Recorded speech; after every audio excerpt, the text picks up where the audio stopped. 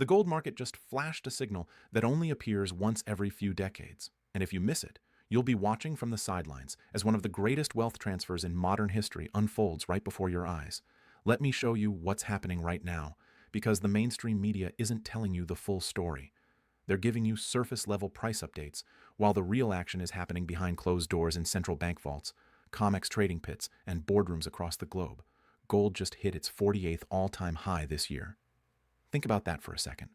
48 separate occasions where gold broke through to levels never seen before in human history. That's not a rally. That's not a bull market. That's a complete paradigm shift in how the world values money itself.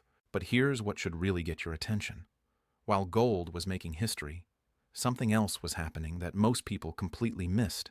Central banks purchased 220 tons of gold in just one quarter. That's a 28% increase from the previous quarter. These aren't retail investors buying coins. These aren't hedge funds making speculative bets. These are the institutions that print money, that control interest rates, that see economic data before anyone else. And they're buying gold at a pace we haven't seen since the aftermath of the 2008 financial crisis. Why would central banks be panic buying gold right now?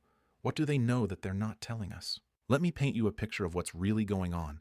Imagine you're sitting in a meeting room at the People's Bank of China. You've got trillions of dollars in U.S. Treasury bonds. You're watching the United States add $1 trillion to its national debt every 100 days. You're seeing the Federal Reserve's balance sheet balloon to levels that would have been unthinkable a generation ago. You're watching the dollar being weaponized as a geopolitical tool, with sanctions and freezes becoming standard operating procedure. What would you do? You'd diversify. You'd buy gold. And that's exactly what's happening. But it's not just China. Poland just announced they're accelerating their gold purchases. Turkey has been buying consistently for months. India's central bank is adding to reserves. Even countries that have historically been dollar loyalists are quietly shifting their reserve composition. This isn't a trend. This is a coordinated global movement away from dollar dependence and toward hard assets. Now let's talk about what's happening in the physical market, because this is where things get really interesting. The COMEX, which is the major futures exchange for gold in the United States, has been experiencing something unusual. The amount of gold available for immediate delivery has been shrinking while open interest has been growing. In simple terms, more people are making claims on gold than there is gold available to deliver. This creates what traders call a squeeze. And when squeezes happen in commodity markets, prices don't just rise gradually. They explode. We saw this with nickel a few years back when the London Metal Exchange had to halt trading because prices went parabolic. We saw it with oil when it briefly went negative during the pandemic chaos. And we're seeing the early warning signs in gold right now. Here's why this matters to you. The gold market operates on two levels. There's paper gold, which is what most people trade through ETFs, futures contracts, and certificates. Then there's physical gold, the actual metal you can hold in your hand. For decades, these two markets have traded in relative harmony, but that relationship is starting to break down. Physical gold is becoming harder to source. Premiums on coins and bars have been elevated for months. Delivery times from major mints have stretched out. Meanwhile, paper gold continues to trade with the illusion of infinite supply. But what happens when people start demanding physical delivery of their paper claims? What happens when the music stops and there aren't enough chairs? That's the scenario that keeps precious metals analysts up at night. And it's the scenario that central banks are positioning for by accumulating physical metal while they still can. Let me take you back to a moment in history that rhymes with what we're seeing today. It's August 1971. President Nixon is about to go on television and announce that the United States will no longer honor its commitment to exchange dollars for gold at $35 an ounce. The Bretton Woods system, which had governed international monetary relations since World War II, is about to collapse. In the months leading up to that announcement, something interesting was happening. Foreign central banks, particularly France under Charles de Gaulle, had been exchanging their dollars for gold at an accelerating pace. They could see the writing on the wall.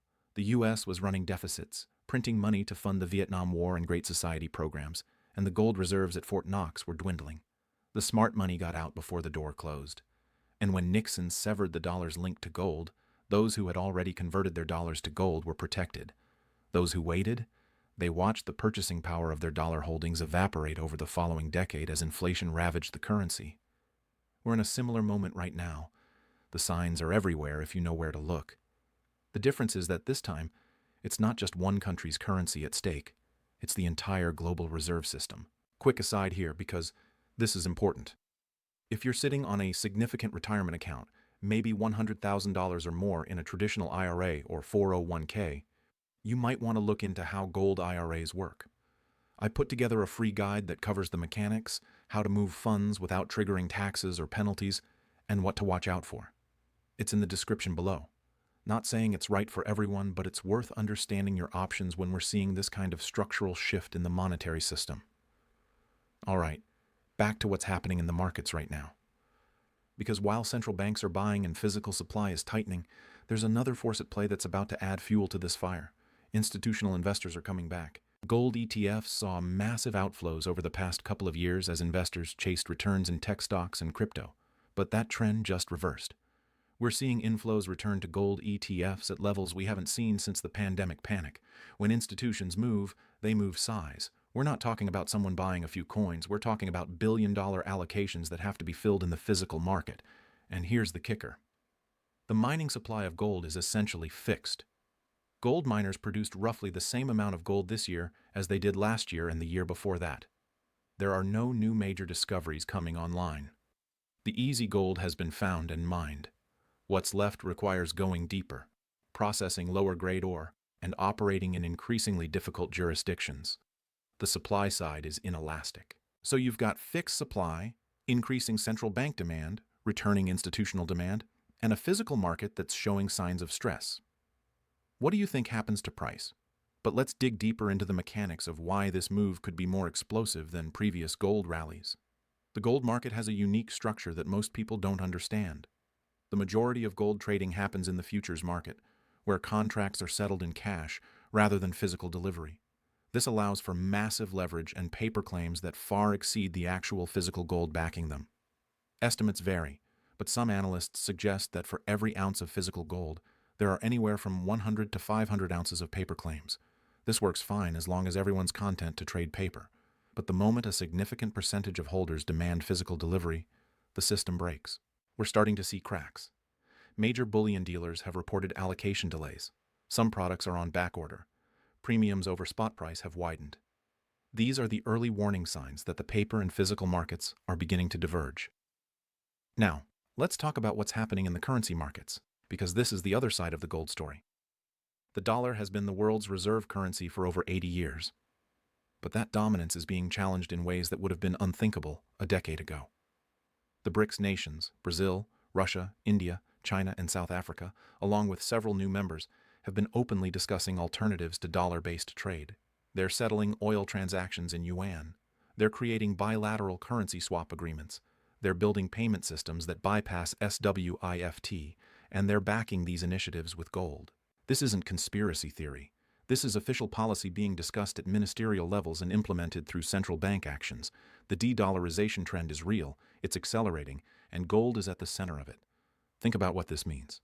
For decades, countries needed dollars to buy oil, to settle international trade, to hold as reserves. This created artificial demand for dollars that allowed the United States to run massive deficits without immediate consequences. But if that demand disappears, if countries can trade in their own currencies or in a gold-backed system, what happens to all those excess dollars? They come home. And when they do, the inflation that's been exported abroad for decades comes rushing back to American shores. This is the nightmare scenario that the Federal Reserve doesn't want to talk about publicly, but is absolutely preparing for behind the scenes. Let me give you a specific example of how this plays out. Saudi Arabia, for over 50 years, has sold oil exclusively in dollars under an agreement with the United States. That petrodollar system has been a cornerstone of dollar dominance. But recently, Saudi Arabia has been accepting yuan for oil sales to China.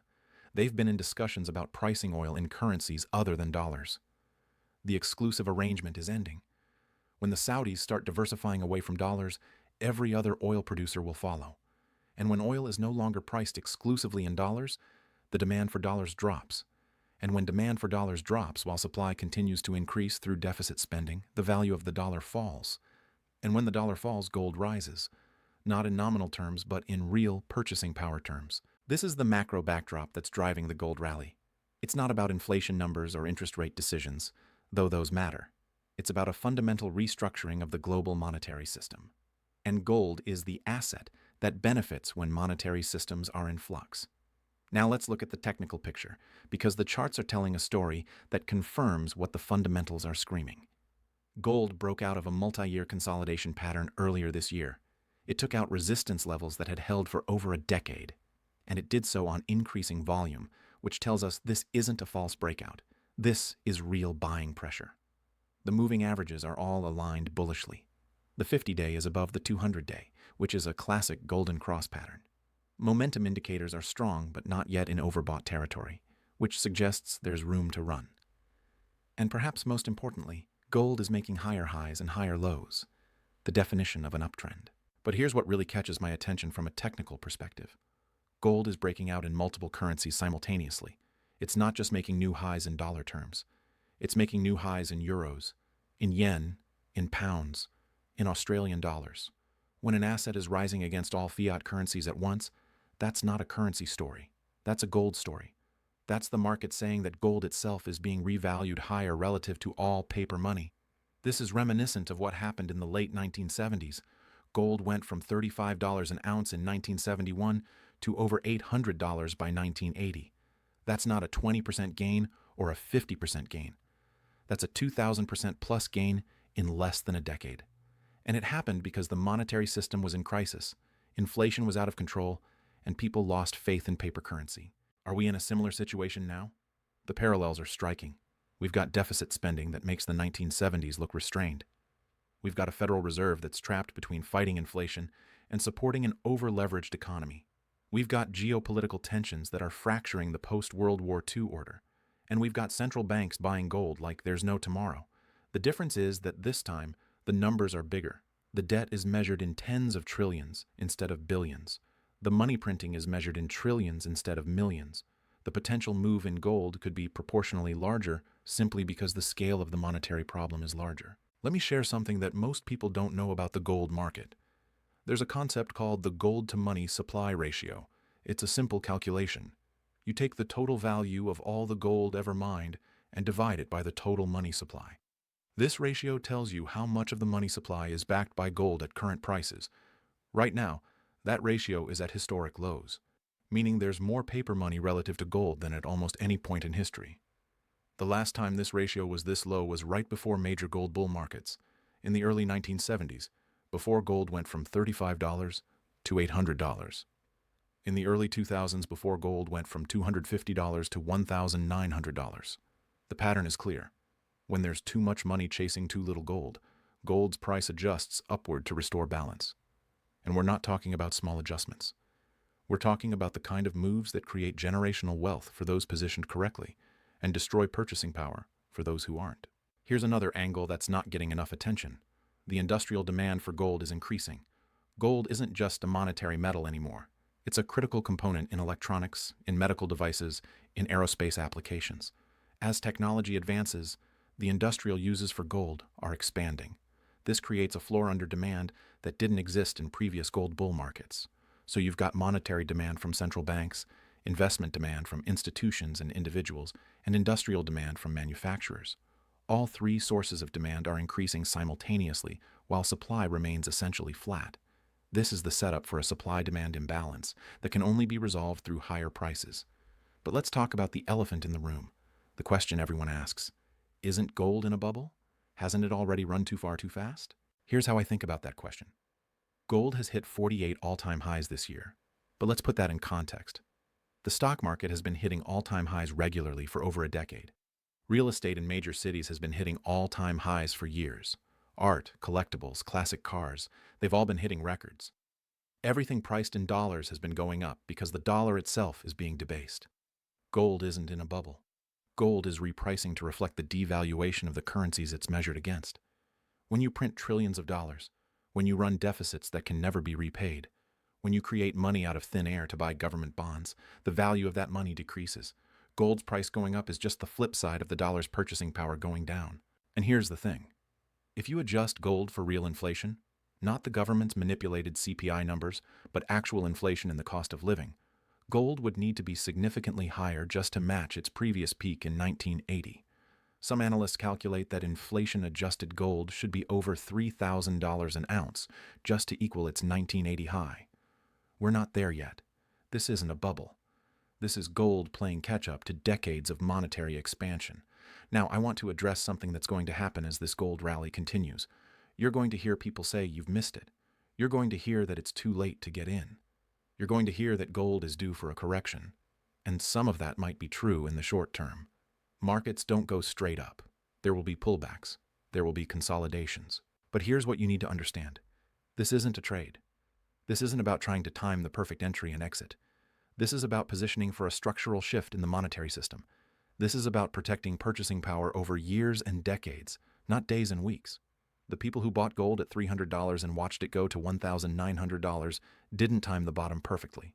They recognized the trend and stayed with it. The people who bought gold in 2001 and held through 2011 didn't catch every dip and rally. They understood the macro picture and let it play out. We're in the early stages of a similar move right now. Yes, gold has already moved significantly. But if the thesis is correct, if we're witnessing a fundamental repricing of gold relative to fiat currencies, if the monetary system is truly in the process of restructuring, then what we've seen so far is just the beginning. Think about it from a risk-reward perspective.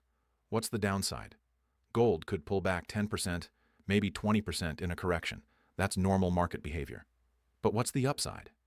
If gold follows the pattern of previous monetary crises, if it reprices to reflect the true scale of currency debasement, we could be talking about multiples of the current price. And here's the crucial point. The downside is temporary. The upside is structural. Corrections in a bull market are buying opportunities. Pullbacks in a secular trend are chances to add to positions. The people who understand this are the ones who build wealth during these transitions. Let me tell you about what happened to people who waited during the last gold bull market.